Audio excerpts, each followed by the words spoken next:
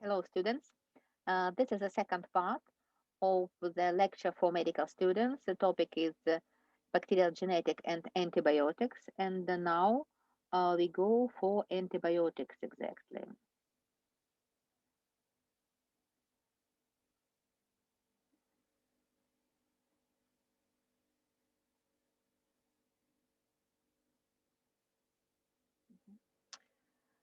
The antibiotics is very important in medicine because it is a drug of choice for the treatment of almost all bacterial infections.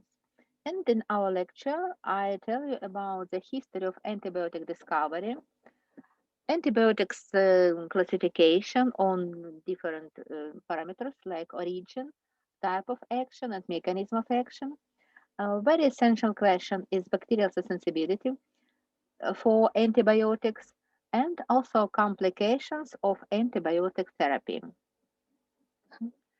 Antibiotics are chemical substances produced by microorganisms such as bacteria, fungi, actinomycetes, or sometimes with other organisms. And antibiotics suppress the growth of other microorganisms and eventually destroy them. And some antibiotics may be produced with chemical synthesis or semi-synthetically from natural substances. The first discovered antibiotic was penicillin, and the author of this discovery is a British microbiologist Alexander Fleming. He studied the staphylococci, important human pathogen, and one time he saw in the petri dish with inoculation of this bacteria, staphylococci, the colony of fungi, penicillium, and um, he mentioned that bacteria cannot grow near the colony of this fungi, and Fleming guessed that this penicillium fungi produces and release some substance which suppress the growth of microorganisms. And this substance was named the penicillin. It was the first antibiotic which we use in our days. And the second discovered antibiotic was the streptomycin. And this discovery uh, was American microbiologist Salman Waxman. And what's the importance of discovery of streptomycin? This preparation is effective against tuberculosis. It was the first reliable drug against this life-threatening disease. And in the slide, you see the actinomycetes, streptomycetes, which produce streptomycin. And then many other antibiotics like chloramphenicol, tetracycline, and erythromycin also maybe found were found with Waxman and his laboratory in soil samples. And mostly antibiotics are produced with actinomycetes. And in this slide, you see the classification of antibiotics according to their origin. They may be produced with microorganisms like bacteria. Mostly it's gram-positive bacilli. The examples of antibiotics, bacterial antibiotics are polymyxin, gramicidin, monobactams.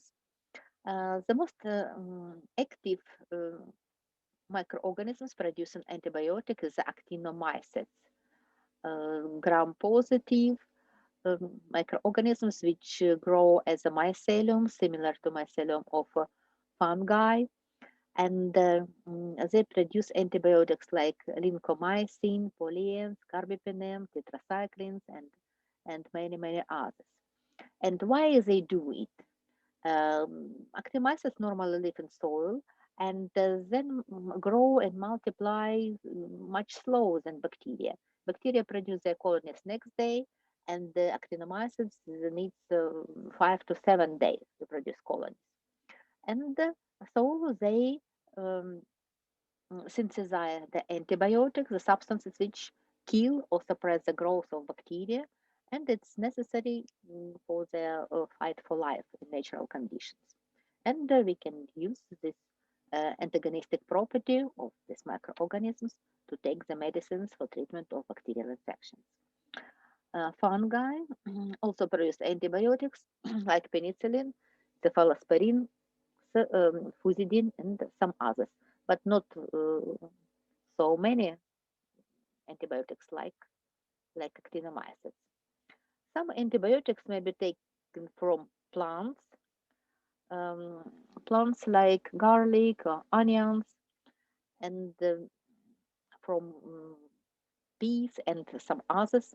And name of antibiotics: allicin, rifanin, and quinine. Also, it's a plant antibiotic effective against protozoa.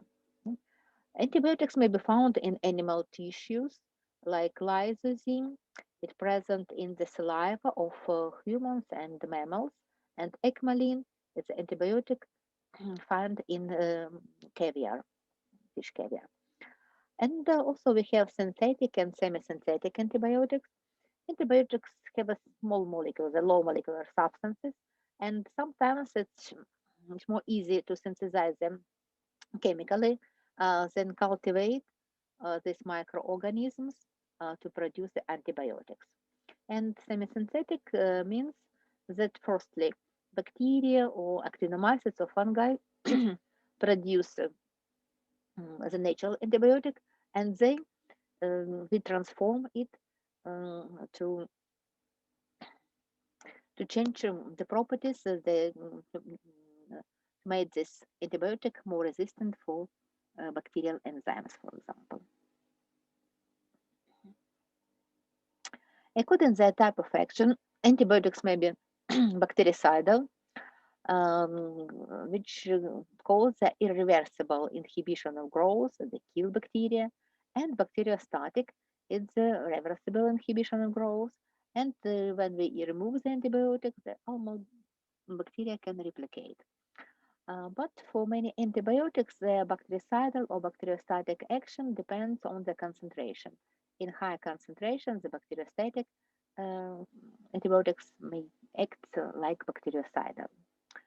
Um, if antibiotic effective against bacteria, it's named antibacterial, antifungal suppress the growth of fungi, antiviral stop the multiplication of viruses in infected cell, antiprotozoal effective against um, um, some parasites, and antineoplastic we can use for treatment of cancer. Related to the number of microbes that are susceptible for the action of these antibiotics, they may be of narrow or broad spectrum of action. A narrow spectrum of action effective against limited number of microorganisms like penicillin G can suppress only restricted number of bacteria. And if we say that antibiotic of a broad or wide spectrum, it means that effective against many different groups of microorganisms like tetracyclines, against effective against gram-positive and gram-negative bacteria, and against mycoplasma and chlamydia, the broad spectrum um, antibiotic. And students think about this question: which antibiotics are preferable medicine, narrow spectrum or broad spectrum? Think about it, and we will discuss this question in our practical classes. What is the better to use, narrow spectrum or broad spectrum antibiotic? A very important classification of antibiotics is according to the mechanism of action. The antibiotics possess a selective toxicity. They toxic for microbial cells and much less toxic for human cells. Why? Because each antibiotic has a specific target in microbial cell. It may be structure or process which it breaks. Mm. And here you see the schematic diagram of bacterial cell. Uh, and antibiotics may affect the production of peptidoglycan to the cell wall, or change some properties of bacterial cellular membrane, mm, or stop the process of transcription or translation and affect the protein synthesis inside the bacteria, or prevent the normal replication of bacterial DNA and the multiplication of microorganisms. And the special type of antibiotics are antimetabolites. They react with bacterial enzyme, bind with the active center, and stop the activity of these enzymes. And more details about each group of antibiotics according of their mechanism of action. The first group is the inhibitor of the cell wall synthesis. You know that bacterial cell wall composed of peptidoglycan, a very specific substance, and here you see the structure of peptidoglycan, the long polysaccharide chains connected with small polypeptide cross-links bridges. And peptidoglycan looks like a network, one giant molecule, which surrounds all bacterial cells and protects it mechanically. And the influence of antibiotics like penicillins or cephalosporins, um, there is no formation of normal crosslinks, these polypeptide bridges, and instead the strong structure, network structure, we see only filaments of polysaccharides, no normal cell wall, and this cell wall cannot perform their properties, and it cannot protect bacteria from osmotic pressure. If we put this microorganism into hypotonic solution, where the concentration of salt outside is lower than inside, the water come inside the bacterial cell, and bacteria swelling and undergo the lysis, disruption. Of course, this antibiotics bactericidal if bacteria are in hypotonic solution. In human cells, there is no peptidoglycan, so this group of antibiotics are not toxic for human cells, no target for them. The second group, antibiotic causing disruption of microbial cell membrane. They may affect the transportation, transfer function of membrane and increase its permeability, like antibiotics polymyxin, colistin. Polymyxin have a small molecule and it easily comes through the cell walls and in cellular membrane they inserted into this phospholipid bilayer and produce the large pores from which the cytoplasm of bacteria released outside, and it causes the death of microorganisms. And students, you know that the structure of cytoplasmic membrane is very similar in bacteria and in human cells. So this group of antibiotics are rather toxic. They can affect human cells also, except nystatin. Nystatin is antifungal preparation, and it reacts with sterile components in the membrane of fungi, and in human cells, no sterols. So this antibiotic is not toxic. The third group of antibiotics are inhibitors of protein synthesis.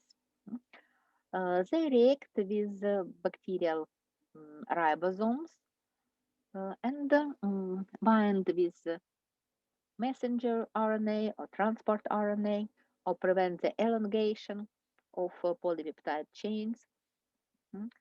Uh, there are many antibiotics act in this level, like tetracycline, aminoglycosides, the macrolides. And in human cells, in bacterial cells, the ribosomes are different. In prokaryotes, it's small, 70S ribosomes, and in human cells, larger 80S ribosomes. So this group of antibiotics are relatively not toxic for humans.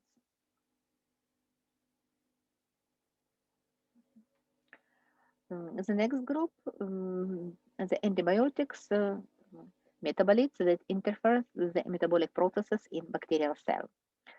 Uh,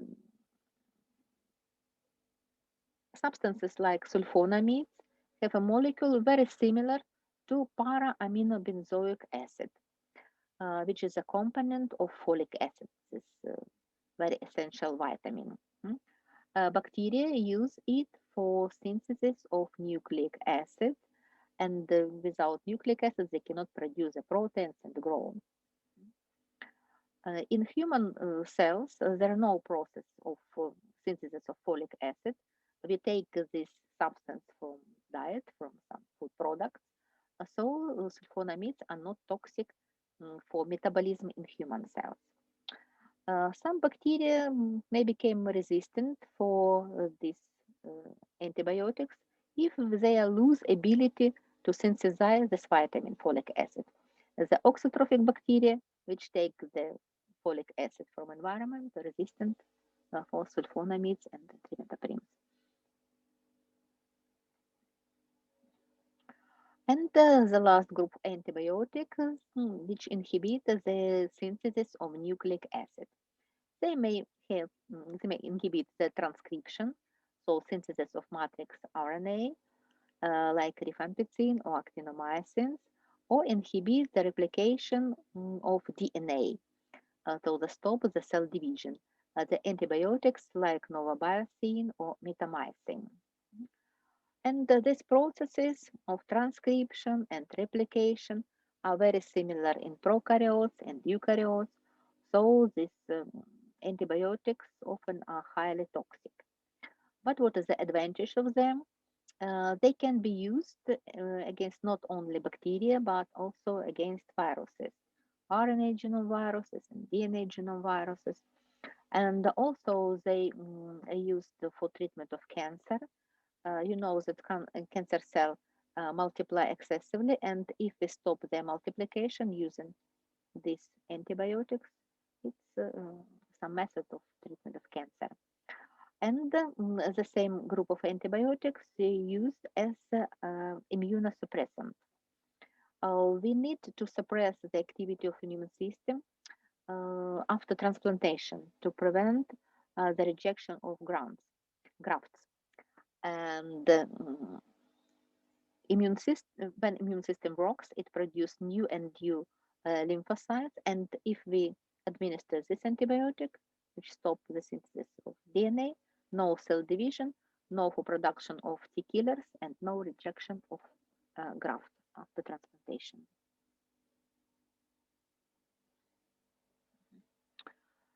The very essential issue in modern medicine is the bacterial resistance for antibiotics. When Alexander Fleming discovered the first antibiotic, penicillin, it was very effective against many bacteria. But in some years, this doctors and scientists note that some bacteria became resistant, and this antibiotic no more effective against them. And now all microorganisms divided into some group according to the resistance for antibiotics. We name bacteria sensitive if its growth stops at the conventional therapeutic doses of antibiotics. Moderate sensitive microorganisms stop their growth at the maximum permissible doses of antibiotics.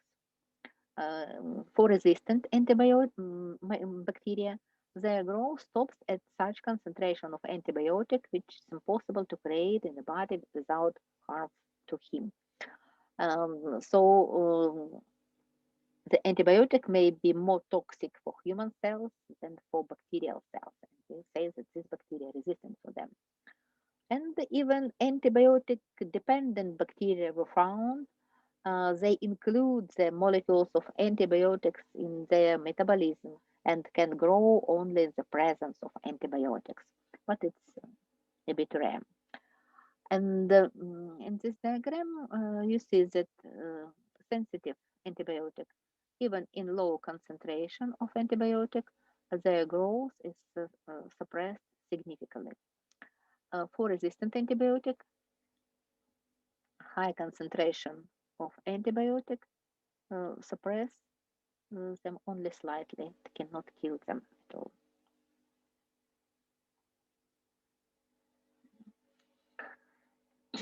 In practical medicine, it's important to detect the bacterial resistance or bacterial sensitivity to antibiotic to choose the proper preparation for treatment of bacterial infection. And which method we have for this purpose? The simplest one is a disc diffusion method, when we isolate the culture of pathogen and inoculate it into petri dish, and then place the paper discs impregnated with antibiotics, different antibiotics. And next day, we see if this antibiotic can suppress the growth of microorganisms. If the zone of growth inhibition is small, so this antibiotic rather resistant.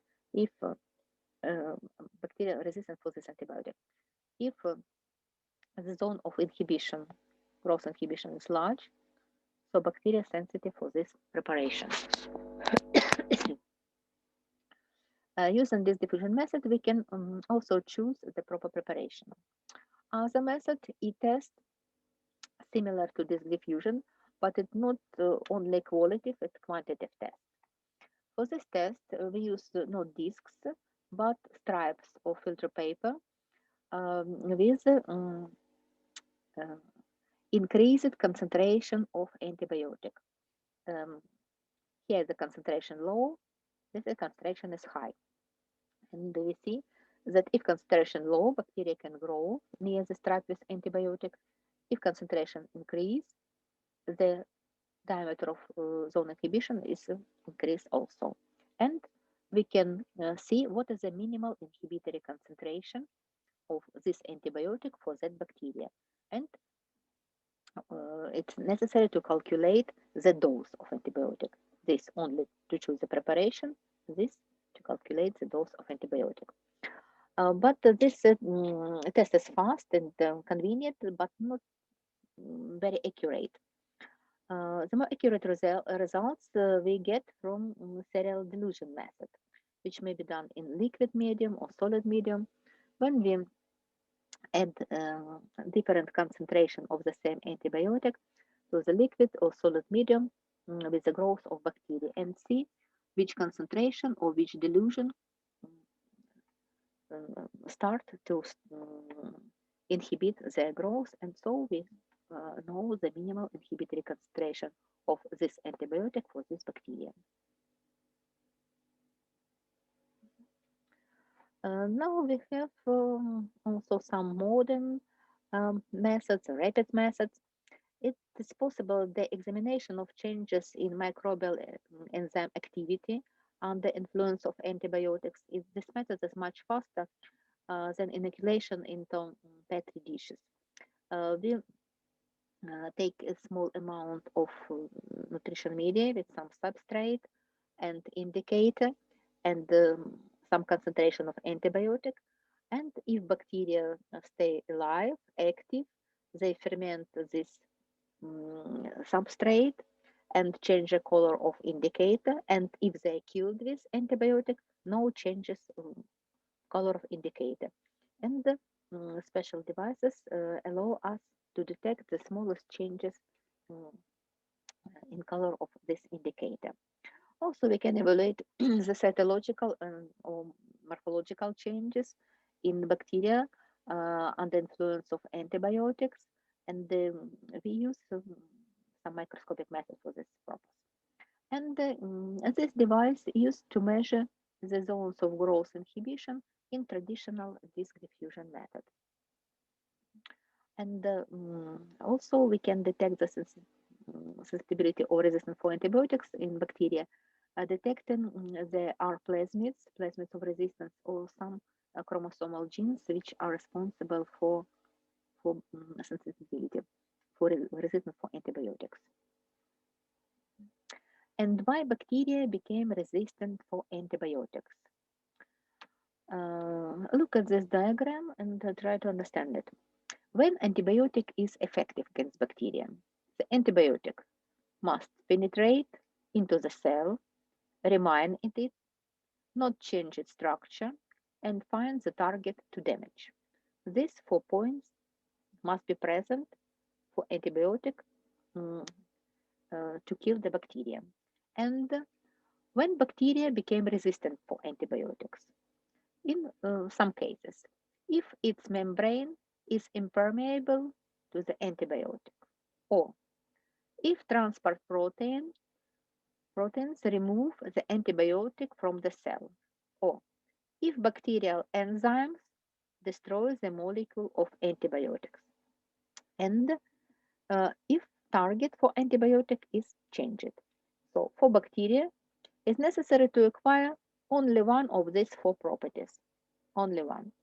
For antibiotic to be effective, it's necessary to have all these properties, 4 and 1. So bacteria acquire the resistance for antibiotics faster than scientists find new preparations. And it is a race between humans and bacteria. And in the previous slide, it was the biological mechanisms. Yes, biological mechanism of resistance, impermeability of membrane, rejection of antibiotics with transport proteins, bacterial enzymes destroy the antibiotics, and changes in target. And bacteria also have the genetic mechanisms of resistance.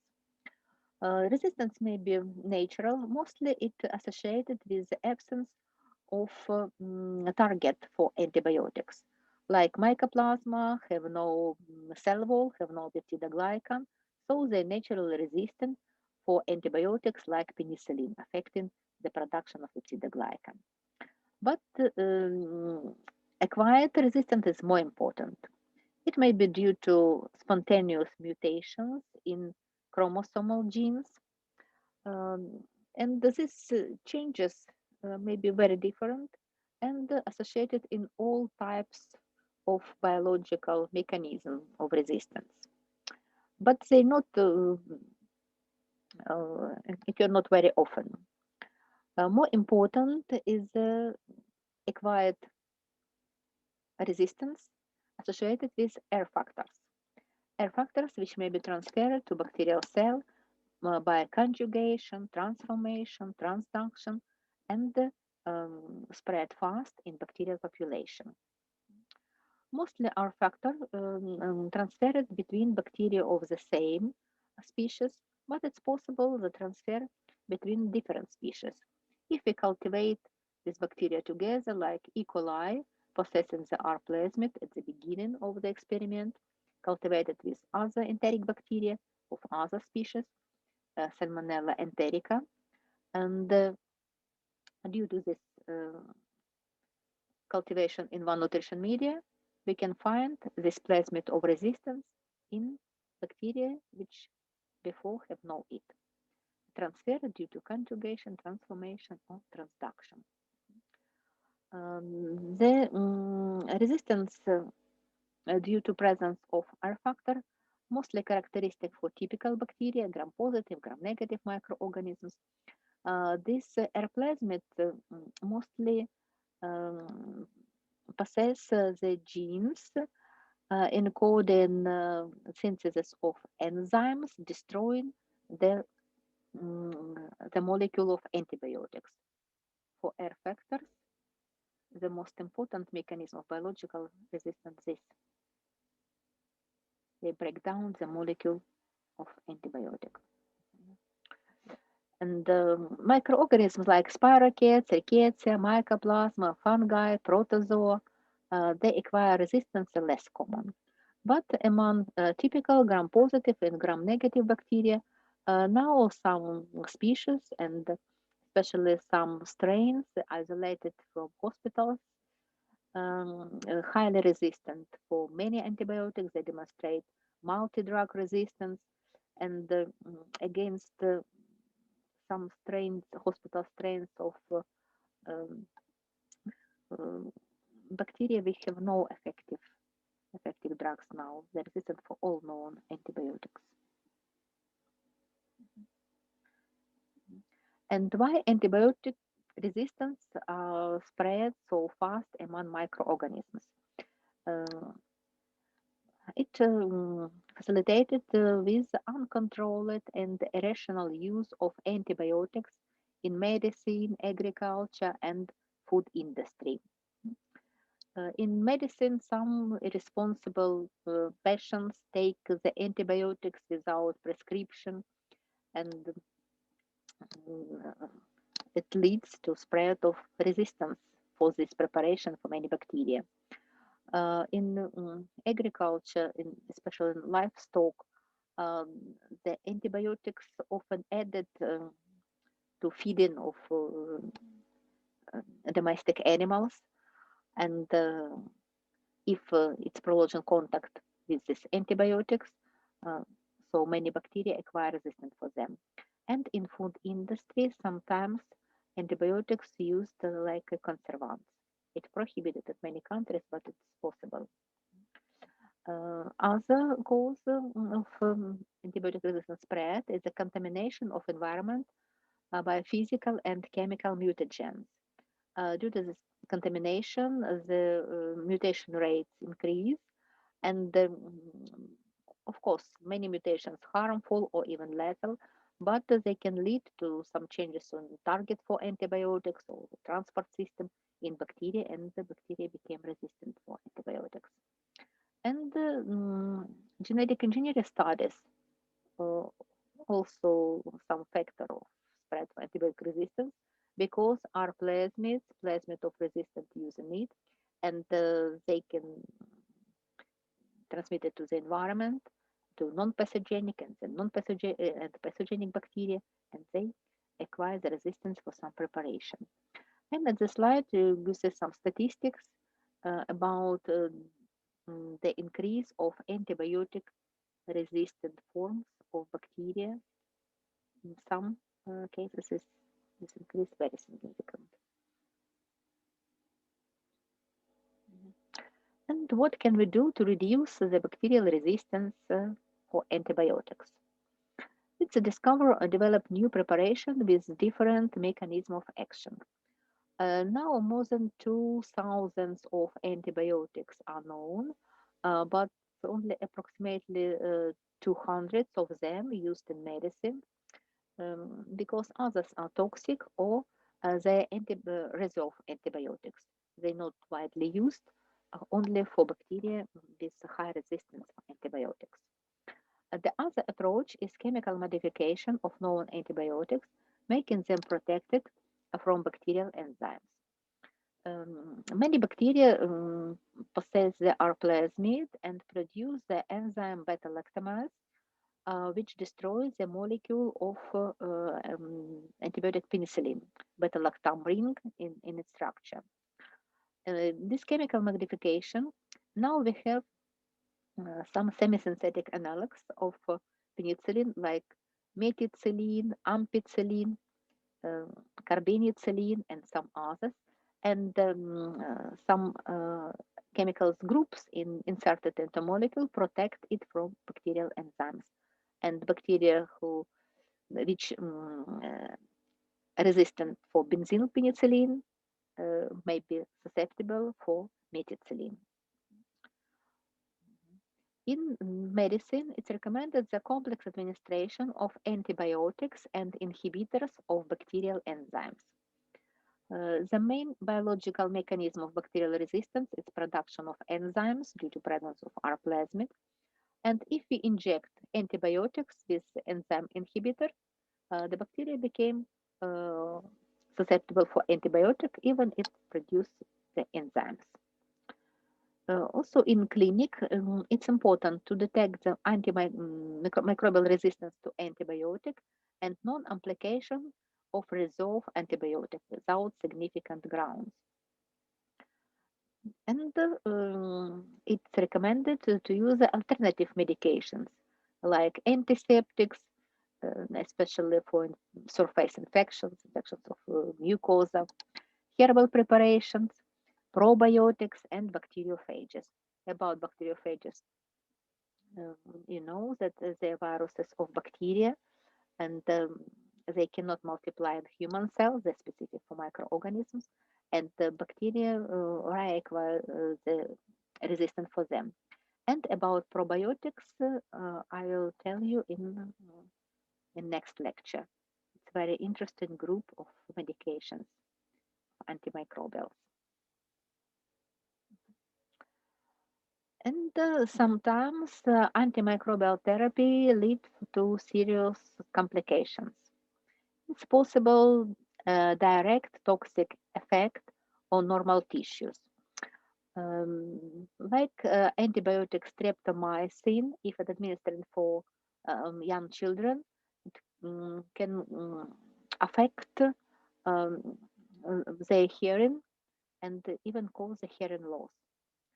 Allergic reaction is often complication after administration of antibiotics.